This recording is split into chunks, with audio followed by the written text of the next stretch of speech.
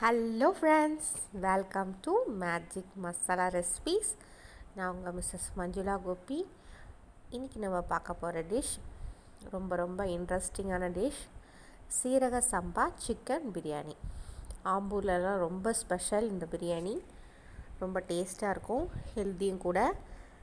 வாங்க வீடியோக்குள்ளே போகலாம். நான் சிக்கன் ஒரு 1/2 kg எடுத்திருக்கேன். 1/2 கிலோ சிக்கனை நல்லா க்ளீன் பண்ணி கழுவி எடுத்திருக்கேன். அரிசி 1/2 கிலோ அரிசி எடுத்திருக்கேன். சீரக சம்பா அரிசி தான் எடுத்திருக்கேன். நல்லா கழுவி ஒரு மணி நேரம் இல்லைன்னா 1.5 மணி நேரம் ஊற வச்சுருக்கேன். எனக்கு இந்த 1.5 கிளாஸ் அரிசி வரும் கண்டிப்பாக. 1/2 கிலோ அரிசி 1.5 கிளாஸ் கண்டிப்பாக வரும். அதுதான் என்னோடய அளவு. இப்போ இதை வச்சு நம்ம சுவையான சிக்கன் பிரியாணி செய்யலாம். சீரக சம்பா அரிசி இப்படி தான் இருக்கும், குட்டி குட்டியாக இருக்கும் அரிசி. ஆனால் உடம்புக்கு ரொம்ப நல்லது. ஸ்டவ் ஆன் பண்ணிவிட்டு ஒரு டபரா வச்சுக்கோங்க. டபரா நல்லா ஹீட் ஆகிடுச்சு. ஒரு 100 கிராம் ரீஃபைண்ட் ஆயில் நான் எடுத்திருக்கேன். அதை முதல்ல ஊற்றிக்கலாம். நல்லா சூடாகட்டும். ஸ்பைசி ஐட்டம்ஸ்லாம் கொஞ்சம் போட்டுக்கலாம். 2 பிரிஞ்சி இலை, ஒரு அன்னாச்சி முக்கு, 2 ஏலக்காய், ஒரு பிரிஞ்சி பட்டை, கொஞ்சம் பூ எடுத்திருக்கேன், பிரிஞ்சி பூ. இது எல்லாத்தையும் போட்டுக்கலாம். போட்டுட்டு நல்லா பொரியட்டும். இந்த பிரியாணி ரொம்ப ருசியாக இருக்கிறதுக்கு காரணமே அந்த ஜீரக சம்பா அரிசி தான். அந்த அரிசியை அடிக்கடிக்கு உடம்புல சேர்த்துக்கோங்க. 1/2 ஸ்பூன் சோம்பு சேர்த்துருக்கேன். இது நல்லா பொரியட்டும். நல்லா பொரிஞ்சிடுச்சு. இப்போ நம்ம ஆனியன் போட்டுக்கலாம். பெரிய சைஸ் ஆனியன் ஒரு 4 ஆனியன் எடுத்து நல்லா சாப் பண்ணி வச்சுருக்கேன். ஸ்லைஸியாக இந்த மாதிரி கட் பண்ணி வச்சுருக்கேன். இதை நம்ம இப்போ டபராவில் போட்டுடலாம். போட்டுட்டு நல்லா மிக்ஸ் பண்ணி விடலாம்.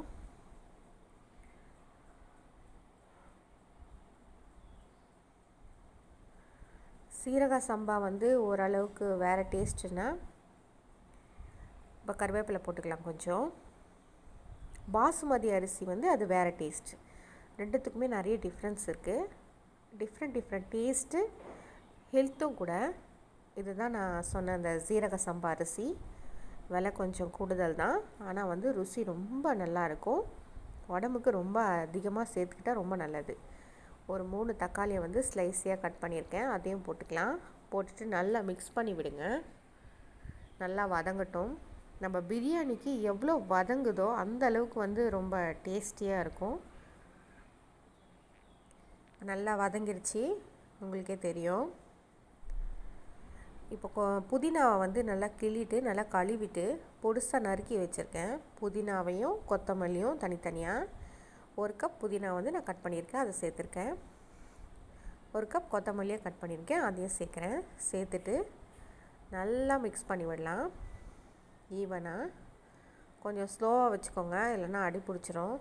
எனக்கே லைட்டாக அடி பிடிக்குது ஸ்லோவாக வைக்கும் போது. இப்போ இஞ்சி பூண்டு பேஸ்ட்டு போட்டுக்கலாம். நம்ம பெரிய டேபிள் ஸ்பூனில் 2 ஸ்பூன் போட்டிருக்கேன் இஞ்சி பூண்டு பேஸ்ட். இப்போது இஞ்சி 100 கிராம்னா பூண்டு 100 கிராம். நான் ஈக்குவல் காம்பினேஷனில் தான் போட்டு அரைச்சி ஃப்ரிட்ஜில் நான் ஸ்டோர் பண்ணிக்குவேன். அதை தான் நான் போட்டிருக்கேன். போட்டுட்டு நல்லா மிக்ஸ் பண்ணி விடுங்க. இப்போ ஒரு 5 முட்டையை நம்ம வேக வச்சுக்கலாம். இன்னொரு ஸ்டவ்வில் நான் வச்சிடுறேன். இப்போ சிக்கனை நம்ம க்ளீன் பண்ணி வச்சுருக்கோம் இல்லையா, அந்த சிக்கன் இப்போ அதில் போட்டுட்டு நல்லா மிக்ஸ் பண்ணிடலாம். நான் என் பசங்களுக்காக லெக் பீஸாக கேட்டிருந்தேன். லெக் பீஸில் கொஞ்சம் கீர்னாப்பில் வாங்க சொன்னேன். ஏன்னா அப்போ தான் மசாலாலாம் நல்லா அப்சர்வ் பண்ணிக்கும். ரொம்ப டேஸ்ட்டும் செம்மையாக இருக்கும். இப்போ நல்லா மிக்ஸ் பண்ணிக்கலாம். நம்ம எல்லாருக்குமே பிரியாணினா ஒரு ரொம்ப பிடிக்கும் இல்லையா. எங்கள் வீட்டில் பிரியாணினா ரொம்ப பிடிக்கும் என் பசங்களுக்கு. பாருங்கள், பீஸ் போட்டிருக்கேன். லெக் பீஸில் நல்லா கீனி விட்டு சொல்லியிருக்கேன். இப்போ நல்லா மிக்ஸ் பண்ணி விட்டுடலாம்.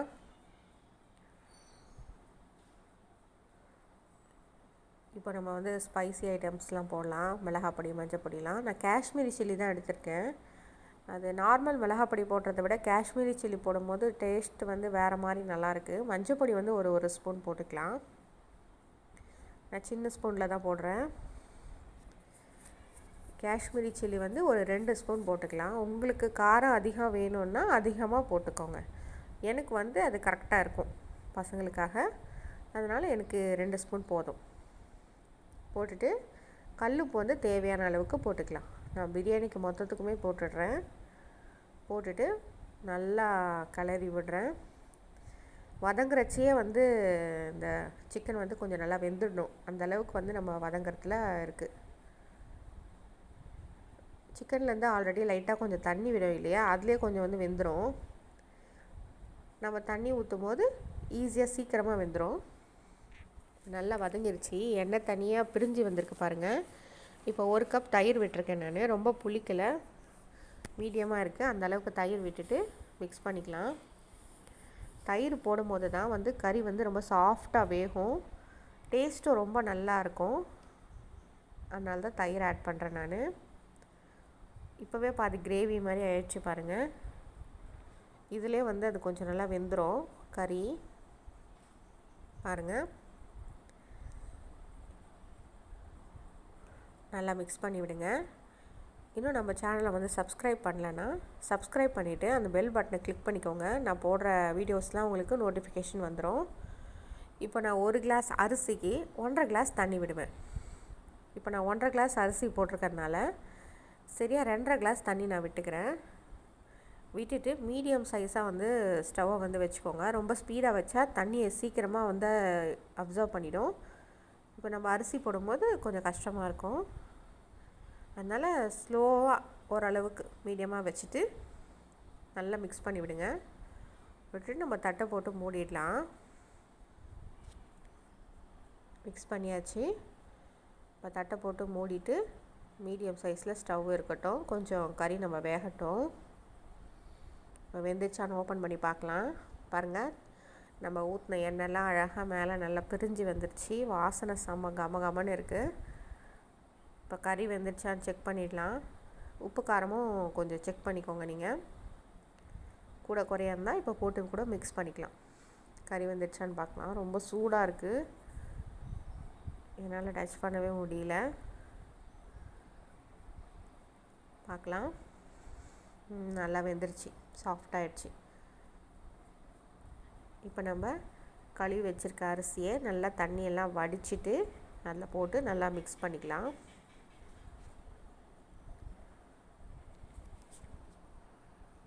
இந்த அரிசி மட்டும் செய்யும் போதே ஒரு மாதிரி, இந்த அரிசியை வந்து கழுவும் போதே நல்ல ஒரு வாசனை வரும். ரொம்ப நல்லாயிருக்கும் அந்த வாசனை. இன்னும் நம்ம பிரியாணி செஞ்ச உடனே ரொம்ப கமகமன்னு இருக்கும், வீடே ஃபுல்லாக வாசனையாக இருக்கும். அந்தளவுக்கு வந்து இந்த அரிசிக்கு வாசனை தன்மை அதிகம், ஜாஸ்தி. ருசியும் ரொம்ப அதிகமாக இருக்கும். நல்லா மிக்ஸ் பண்ணி விட்டுடலாம் ஈவனாக. இப்போ வந்து ஸ்டவ்வை ஸ்பீடாக வச்சுக்கோங்க. நம்ம ஒன்றா மிக்ஸ் பண்ணும் போதே வந்து தண்ணியை கொஞ்சம் அப்சர்வ் பண்ணிவிட்டு ரைஸும் வந்து ஓரளவுக்கு பாதி வெந்துடும்.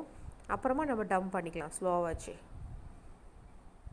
ரொம்ப ஸ்லோவாக வச்சிங்கன்னா லேட் ஆகும். பாதி தண்ணி இழுத்துருச்சு பாருங்கள். நான் ஸ்பீடாக தான் வச்சுருக்கேன். இப்போ ரெடி ஆகிடுச்சி. இப்போ ஸ்லோவாக வச்சுட்டு தட்டை போட்டு மூடிட்டு நான் டம்க்கு ஒரு கல் ஒன்று வச்சுருக்கேன், அம்மிக்கல் இருக்குது இல்லையா, அதை வச்சு நான் டம் பண்ணுறேன். இப்போ ஓப்பன் பண்ணி பார்க்கலாம் எந்தளவுக்கு வெந்திருக்குன்னு பாருங்கள். இப்போ வந்து நல்லா வெந்துருச்சு. ஃபுல்லாக வெந்திருக்கா இல்லை ஒரு 3/4 பாகம் வந்திருக்கான்னு தெரியல, பார்க்கலாம் இருங்க. 3/4 பாகம் வந்திருக்கு. எதுக்கும் ஒரு நல்லா மிக்ஸ் பண்ணி விட்டுடலாம். நல்லா ஈவனாக மிக்ஸ் பண்ணிடலாம். உப்பு காரம் எல்லாம் எல்லா இடத்துலையும் நல்லா ஈவனாக இருக்கட்டும். நம்ம போட்ட சிக்கன் பாருங்கள், லெக் பீஸு நல்லா மிக்ஸ் பண்ணிவிட்டு மறுபடியும் வந்து ஸ்லோவாக வச்சு ஒரு 5 மினிட்ஸ் டம் வைக்கலாம்.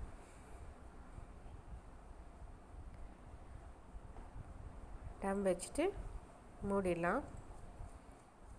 இந்த கல் வைக்கும் போது வந்து அந்த ஆவிலே வந்து சீக்கிரமாக வெந்துடும், அதுக்காக தான் நான் வைக்கிறேன். இப்போ ஓப்பன் பண்ணி பார்க்கலாம். நல்லா வெந்துருச்சு, உங்களுக்கு பார்க்கும் போதே தெரியும். இப்போ ரைஸ் வந்து ஒரு ஒரு அரிசிக்கு ஏற்ற மாதிரி தண்ணி கூட கொஞ்சம் அதிகமாக இழுக்கும். ஒரு ஒரு அரிசி நம்ம ஊற்றுற மெஷர்மெண்ட்டுக்கு கரெக்டாக வெந்துடும். ஒரு ஒரு அரிசி வந்து கொஞ்சம் தண்ணி இழுக்கும். அப்போ கொஞ்சம் பார்த்து ஆட் பண்ணிக்கோங்க. இப்போ நம்ம நெய் விட்டுக்கலாம். நெய் விடும் போதே ரொம்ப வாசனையாக இருக்குது. இப்போ எடுத்து சாப்பிட்ற அளவுக்கு ரொம்ப வாசனையாக இருக்குது. ஒரு 3 ஸ்பூன் நெய் விட்டுருக்கேன். விட்டுட்டு நல்லா ஒரு டைம் மிக்ஸ் பண்ணிவிட்டு அடியிலேருந்து தூக்குனாப்பில் மிக்ஸ் பண்ணுங்கள். மிக்ஸ் பண்ணிவிட்டு நம்ம கொத்தமல்லி தலையை தூவிட்டு லைட்டாக ஒரு 2 மினிட்ஸ் அந்த கொத்தமல்லியோட ஃப்ளேவர்ஸ் எல்லாம் அப்படியே நம்ம பிரியாணியில் இறங்கணும் இல்லையா, அதுக்காக நான் வச்சுருக்கேன். மிக்ஸ் பண்ணிட்டேன். இருங்க, கொத்தமல்லி தூவுறேன். எதுக்கோ வெந்துருச்சான்னு செக் பண்ணிக்கலாம். ரைஸ் எனக்கு வெந்துருச்சு, போதும். இப்போ நம்ம இறக்கிடலாம். அதுக்கு முன்னாடி ஒரு 5 மினிட்ஸ் மட்டும் கொத்தமல்லி தூவிடலாம். கொத்தமல்லியை வந்து நல்லா க்ளீன் பண்ணிவிட்டு வச்சுருக்கேன். சிறுவாக அரிஞ்சிட்டு கொத்தமல்லியை தூவிட்டு ஒரு 2 மினிட்ஸ் மட்டும் மூடி வச்சுட்டு நம்ம ஓப்பன் பண்ணிக்கலாம். தட்டை போட்டு நான் மூடுறேன். 2 மினிட்ஸ் மட்டும் ஓகே. அதுக்குள்ளே நான் முட்டையெல்லாம் உரித்து வச்சிடுறேன், தோல்லாம். நம்மளுக்கு பிரியாணி ரெடி ஆகிடுச்சி. பர்ஃபெக்டான சீரக சம்பா டேஸ்டியான சிக்கன் பிரியாணி ரெடி ஆகிடுச்சி. ஆம்பூர் ஸ்பெஷல். எப்படி இருக்குதுன்னு எனக்கு கமெண்ட்ஸில் கண்டிப்பாக சொல்லுங்கள். சப்ஸ்கிரைப் பண்ணிக்கோங்க, பெல் பட்டனை கிளிக் பண்ணிக்கோங்க. எனக்கு கமெண்ட்ஸில் கண்டிப்பாக சொல்லுங்கள். அப்போ தான் எனக்கு வந்து ரொம்ப மோட்டிஃபிகேஷனாக இருக்கும். இப்போ நம்ம உரித்து வச்ச முட்டையை வச்சுட்டு உங்களுக்காக நான் சர்வ் பண்ணியிருக்கேன். இந்த வீடியோ உங்களுக்கு பிடிச்சிருந்தா லைக் பண்ணிக்கோங்க. எனக்கு கமெண்ட்ஸ் சொல்லுங்கள். தேங்க்யூ. பாய்.